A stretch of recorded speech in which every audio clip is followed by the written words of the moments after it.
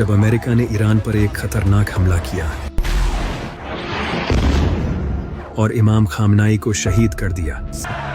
लेकिन क्या आप जानते हो कि अमेरिका और ईरान की ये जंग आज से 200 साल पहले ही डिसाइड कर ली गई थी? और यहाँ तक कि जिस दिन ये अटैक हुआ था, इस दिन का डोनाल्ड ट्रंप से एक खास कनेक्शन है। लेकिन आखिर अमेरिका और ईरान की ये दुश्मनी शुरू कहाँ से हुई, और आखिर क्यों ईरान इमाम मेहदी के लिए इम्पोर्टेंट है? जब शाह रजा पहलवी को ईरान का बादशाह बना दिया गया। शाह रजा पहलवी इसराइल और अमेरिका का एक पपेट था। इसे ब्रिटेन और अमेरिका ने ही ईरान का बादशाह बनाया था, और वो ईरान को एक इस्लामी कंट्री से हटाकर एक मॉडर्न वेस्टर्न कंट्री बनाना चाहता था। इसने बादशाह बनते ही ईरान को बदलना शुरू कर दिया। इसने ईरान में लिबरल कानून लगा दिए, जैसे कोई भी शराब बेच सकता है, औरतें जैसा मर्जी चाहें लिबास पहन सकती हैं, और मूवीज और दूसरे वेस्टर्न कल्चर को प्रमोट करना शुरू कर दिया। इसके अलावा इसने इस्लाम के लॉज पर पाबंदियां लगा दी थी, जैसे कि औरत हिजाब तक नहीं पहन सकती। यानी कि इस इंसान ने इस्लाम को हटाकर इन यहूदियों का कानून ला दिया था। लेकिन जब ये ईरान का बादशाह बना तो इसके कई साल बाद 1941 में ईरान के हालात ठीक नहीं थे, क्योंकि इस वक्त ईरान में ऑयल क्राइसिस चल रहा था और शाह रजा की हुकूमत भी काफी अनस्टेबल थी।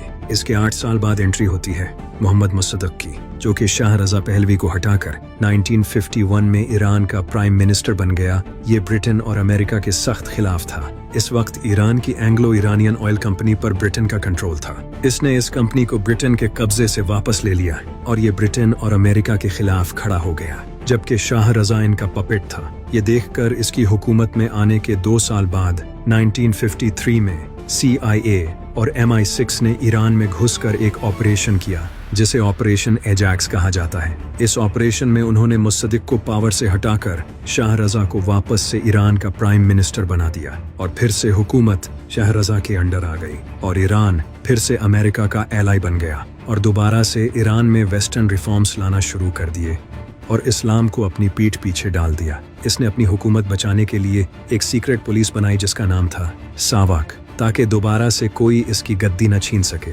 और फिर 1970 में ऑयल की कीमतें बढ़ गई, जिससे ईरान की इकोनॉमी भी बूम कर गई, और इस तरह हुकूमत के पास पैसा आने लगा, जिससे हुकूमत में करप्शन होने लगी और गवर्नमेंट ऑफिसर्स अय्याशी की जिंदगी गुजारने लगे। लेकिन ये सब एक इंसान गौर से देख रहा था, जिसका नाम था खुमैनी।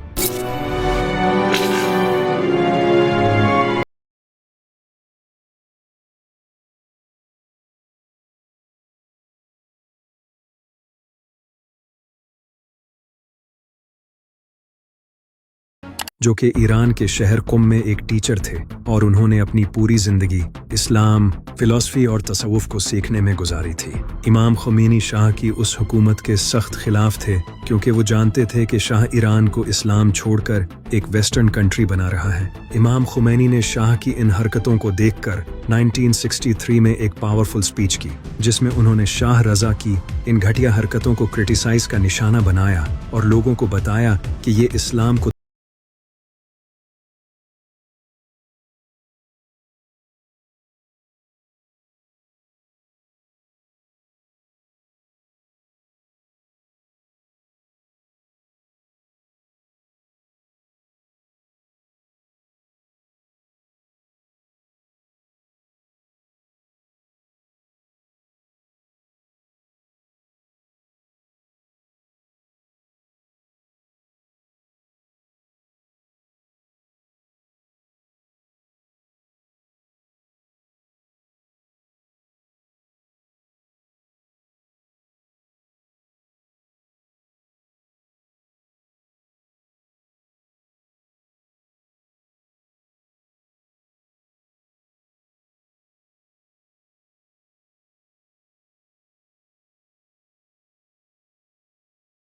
टर्की भेज दिया। लेकिन इमाम खुमैनी टर्की से इराक आ गए, लेकिन अभी भी उन्होंने अपना मिशन जारी रखा, और वो स्टूडेंट्स को लेक्चर्स देने लगे, किताबें लिखने लगे, और यहाँ तक कि वो अपनी रिकॉर्डिंग्स ईरान में पहुँचाने लगे, और लोग इनकी रिकॉर्डिंग्स सुनने लगे। उन्होंने मुसलमानों को बताया कि शाह रजा इस दौर का यजीद है, और हुकूमत बादशाहों के पास नहीं बल्कि इस्लाम के स्कॉलर्स के पास होनी चाहिए, जिसे उन्होंने विलायत फ़क़ीह का नाम दिया। इमाम खुमैनी का पैगाम ईरान के बाजारों और मस्जिदों तक पहुँचने लगा, और लोग मोटिवेट होने लगे। यूँ स्कॉलर्स से लेकर दुकानदार, गरीब और आम आवाम तक सब शाह के खिलाफ हो गए और हर तरफ शाह की हुकूमत के खिलाफ मुखालफत होने लगी।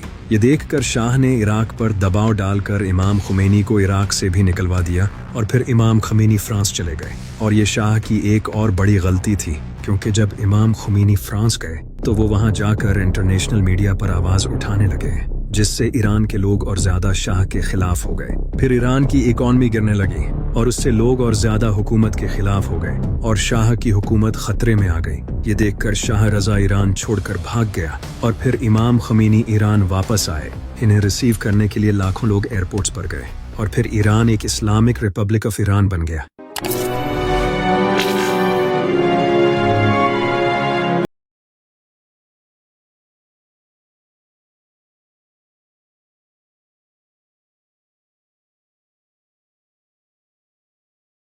इमाम खमैनी के पावर में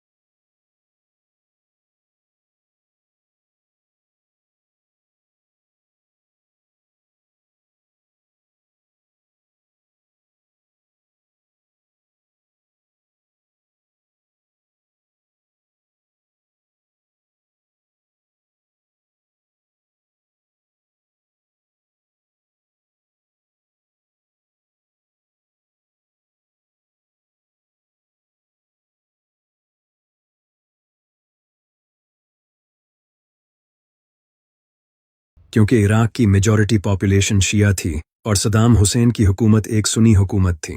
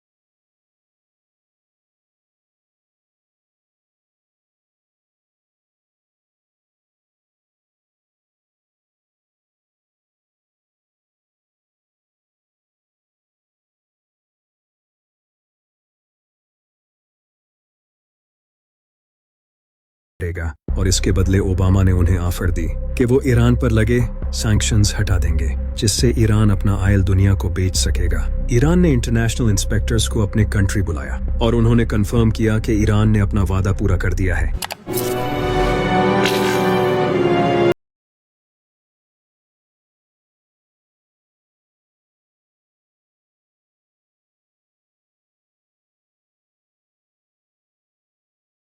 में ट्रंप अमेरिका का प्रेसिडेंट बना और इसने इस एग्रीमेंट को ही खत्म कर दिया और फिर से ईरान पर और ज्यादा हैवी सैंक्शंस लगा दिए, क्योंकि ये यहूदी चाहते ही नहीं कि ईरान पर सैंक्शंस हटे।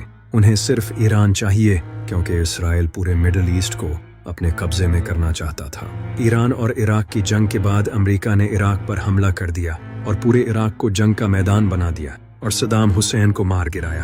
अमेरिका ने दुनिया को ये बहाना लगाकर इराक पर हमला किया था कि इराक के पास न्यूक्लियर वेपन्स हैं जो कि पूरी दुनिया को खत्म कर देंगे, लेकिन बाद में पता चला कि ये सब झूठ था। इराक में कोई न्यूक्लियर वेपन्स नहीं निकले, यहाँ तक कि डोनाल्ड ट्रंप ने खुद ये माना था कि ये सब झूठ था। इन्हें बस इराक को अपने कब्जे में करना था। अमेरिका आज ये बात मान चुका है। इसी तरह अमेरिका ने सीरिया में रिजीम चेंज किया और वहाँ अपने पपेट जौलानी को बिठा दिया, जो कि अलकायदा का मेंबर था, जिसके सर पर अमेरिका ने इनाम रखा हुआ था।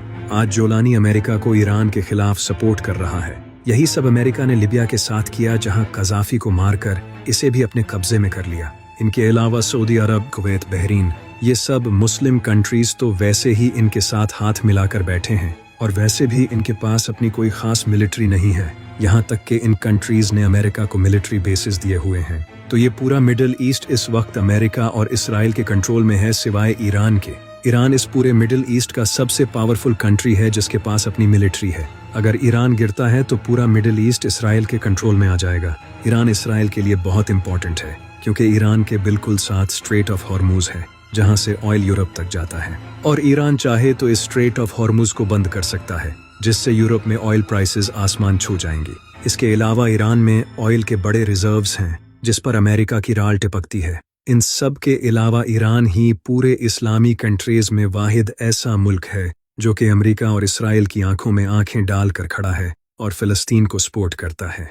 अगर ईरान गिरा तो इसके बाद अगला नंबर टर्की और पाकिस्तान का होगा। नेतन्याहू ने ओपनली वीडियो में कहा है कि पाकिस्तान का न्यूक्लियर प्रोग्राम इनके लिए खतरा है। A militant Islamic regime from meeting up with nuclear weapons. The first is called Iran, the second is called Pakistan.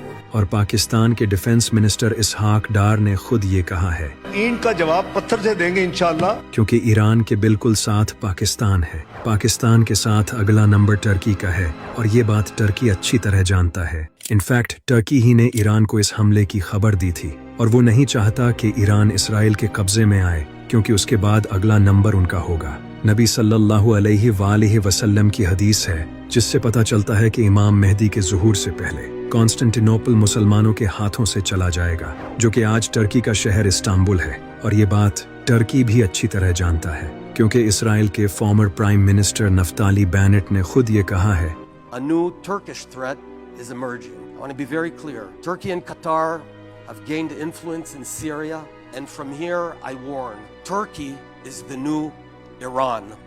और टर्की के साथ उन्होंने कतर का भी नाम लिया है। इसीलिए टर्की नहीं चाहता कि इसराइल ईरान को फतह करे। टर्की के बाद अगला नंबर पाकिस्तान का है। रिसेंटली मोदी ने ईरान पर हमले के 2 दिन पहले इसराइल को विजिट किया था, जिसके 2 दिन बाद ईरान पर हमला हुआ। अब आपको ये भी समझ आ रहा होगा कि गज़वा हिंद क्यों होगा, क्योंकि इंडिया इसराइल के साथ मिला हुआ है और उन्होंने पाकिस्तान के खिलाफ पहले ही साजिशें शुरू कर दी हैं। जैसे रिसेंटली जियो न्यूज़ के चैनल को हैक करके इन पर प्रो मुसाद मैसेजेस शो किए जा रहे हैं, जिनमें पाकिस्तान की आवाम को फौज के खिलाफ भड़काया जा रहा है, क्योंकि ये पाकिस्तान को वैसे तो डिफीट नहीं कर सकते, तो वो पाकिस्तान के अंदर ही सिविल वॉर शुरू करना चाहते हैं। पाकिस्तान के DGI SPR को भी ये बात अच्छी तरह पता है। रिसेंटली उन्होंने भी इसको एड्रेस किया है।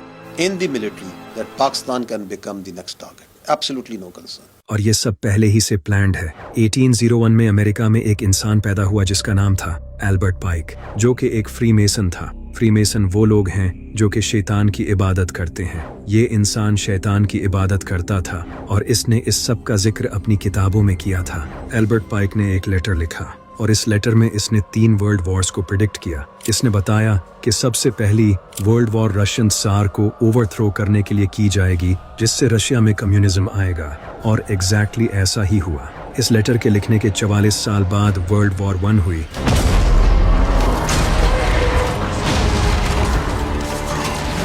और जैसा एल्बर्ट ने प्रिडिक्ट किया था वैसा ही हुआ। इसी तरह एल्बर्ट ने प्रिडिक्ट किया था कि वर्ल्ड वॉर 2 फैसिस्ट और पॉलिटिकल ज़ायनिज़्म के दरमियान होगी, जिससे नाज़िज़्म का खात्मा होगा और इसराइल का वजूद कायम होगा, और एग्जैक्टली ऐसा ही हुआ। 1939 में वर्ल्ड वॉर 2 हुई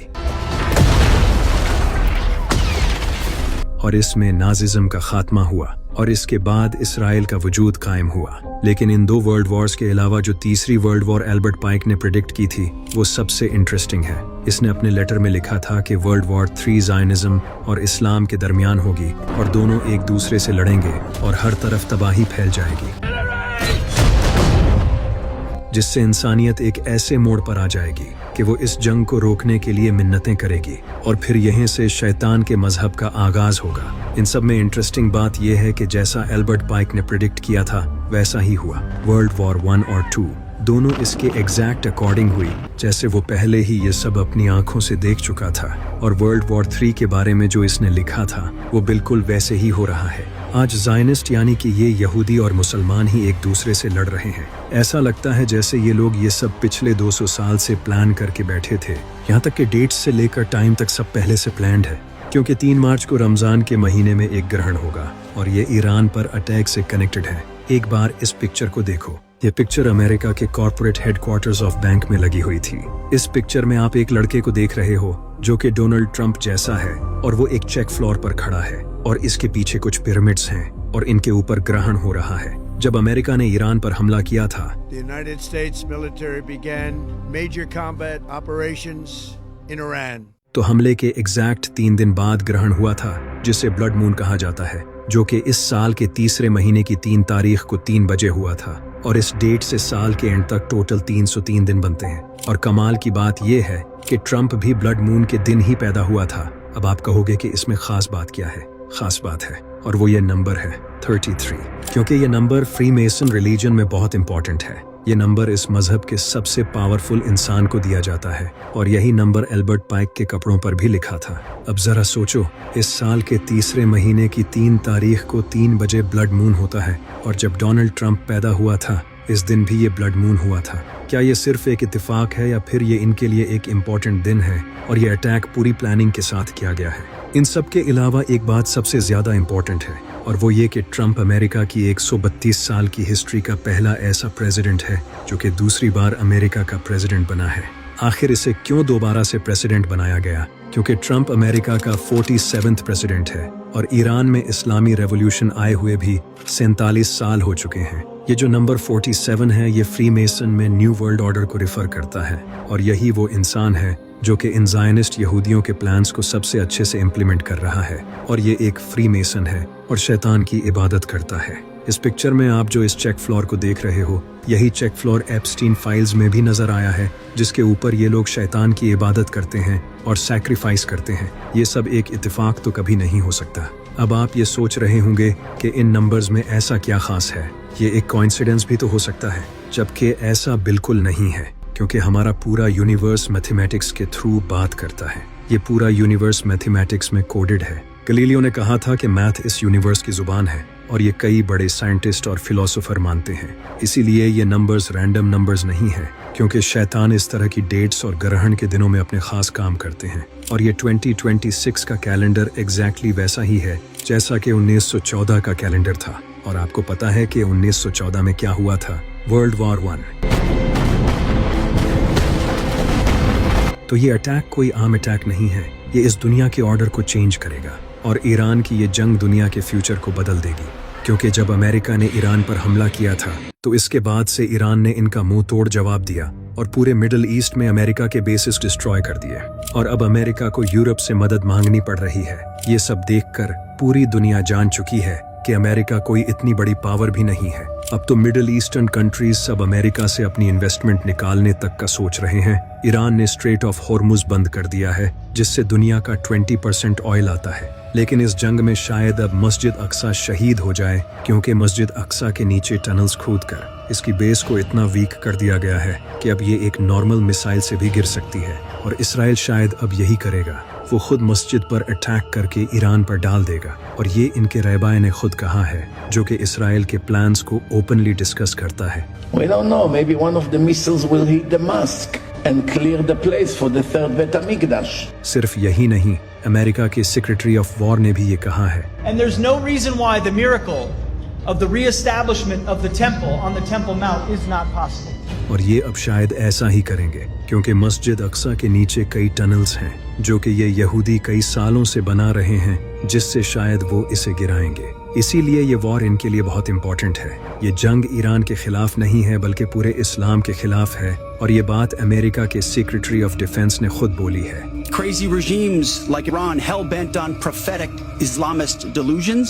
और ये वही इंसान है जिसके जिस्म पर काफिर का टैटू है, और आप अच्छे से जानते हो कि काफिर किसके माथे पर लिखा होगा। ये खुद दज्जाल का सबसे बड़ा सपोर्टर है। और ये जंग सिर्फ मुसलमान और यहूदियों के बीच ही नहीं है, बल्कि इसमें क्रिश्चियंस भी शामिल हैं, क्योंकि बाइबल में लिखा है कि क़यामत से पहले एक जंग होगी जिसे बैटल ऑफ अर्मगेडन कहा जाता है, जो कि जीसस और शैतानी ताकतों के बीच होगी।